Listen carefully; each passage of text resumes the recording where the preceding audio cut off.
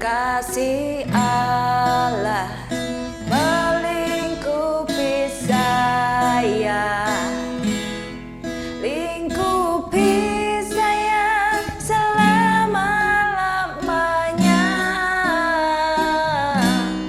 Dalam kasih-Nya ku tak takut jua, sebab Allah selalu sanggup tolong saya. Ku tak dapat hidup tanpa kasih, kasih Yesus mengangkat aku dan menghibur aku, menguatkanku. Ku tak dapat hidup tanpa kasih, kasih Yesus mengangkat aku, layani Tuhan dan sesama lebih sungguh. Kasih Allah melingkupi saya, lingkupi saya selama-lamanya. Dalam kasih-Nya ku tak takut jua, sebab Allah selalu sanggup tolong saya. Ku tak dapat hidup tanpa kasih, kasih Yesus mengangkat aku dan menghibur aku, menguatkanku. Ku tak dapat hidup tanpa kasih, kasih Yesus mengangkat aku, layani Tuhan dan sesama lebih sungguh.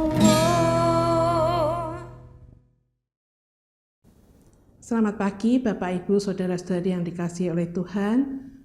Kita berjumpa kembali dalam program Hikmat Pagi GKI Karangsaru. Tidak terasa kita sudah memasuki bulan Februari. Hari ini Kamis 1 Februari 2024. Mari sebelum kita melakukan segala aktivitas kita mendengarkan dan merenungkan firman Tuhan untuk bekal dalam kita melakukan kegiatan kita pada hari ini. Mari kita berdoa. Selamat pagi Bapak, kami mau bersyukur atas istirahat semalam, dan pagi ini kami masih diberi kesempatan untuk bangun dan berkarya. Hari ini sebelum melakukan segala karya, kami ingin mendengarkan firman-Mu. Kiranya Bapa membukakan hati dan pikiran kami, sehingga kami bisa mengerti firman yang akan kami dengarkan dan renungkan. Terima kasih Bapa, dalam nama Tuhan Yesus kami berdoa. Amin. Tema renungan pada pagi hari ini adalah Ayo Nyoblos.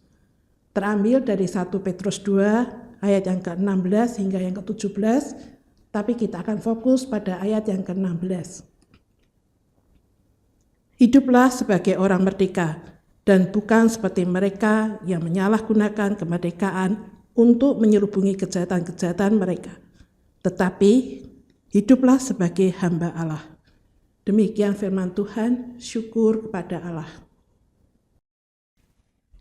Ibu Bapak jemaat yang dikasihi Tuhan Yesus Kristus, medio Juli 2023, ada spanduk raksasa bertuliskan Hajar Serangan Fajar, dipasang di gedung ACLC KPK Jakarta.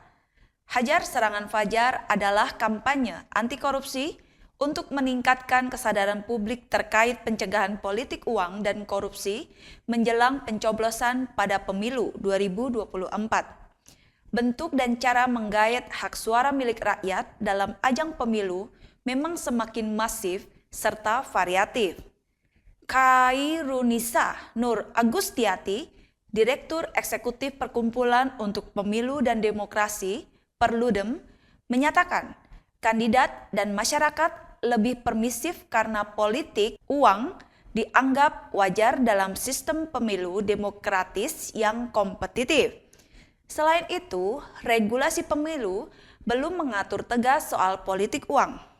Khairunisa menambahkan, pembuktian politik uang susah dan biasanya tidak terpenuhi unsur-unsurnya. Misalnya, bagi-bagi uang tidak dianggap politik uang ketika kandidat tidak menyampaikan visi misinya, sehingga tidak bisa ditindaklanjuti. Tantangan lainnya adalah publik sulit melapor karena khawatir diintimidasi. Suara rakyat memang menjadi komoditas berharga tinggi menjelang pemungutan suara dilaksanakan. Bagaimana orang-orang Kristiani menyikapi realitas ini? Tentu cara-cara berpolitik yang menggunakan segala cara untuk menang dan tidak sesuai ketentuan mesti ditolak dan dihindari. Orang-orang Kristiani wajib memahami bahwa setiap hak suara yang dimiliki memiliki dampak yang signifikan untuk memilih paslon yang tepat. Oleh karena itu sangat penting untuk belajar dan menerapkan nasihat Rasul Petrus dalam konteks ini. Rasul Petrus menegaskan bahwa orang-orang yang percaya kepada Tuhan Yesus Kristus adalah orang-orang yang merdeka. Orang-orang merdeka memiliki kebebasan dan keleluasaan untuk menentukan pilihan dengan bijaksana serta bertanggung jawab. Orang-orang merdeka tidak terintimidasi sekaligus tidak menyalahgunakan kemerdekaannya sehingga ia tidak terjerat kejahatan.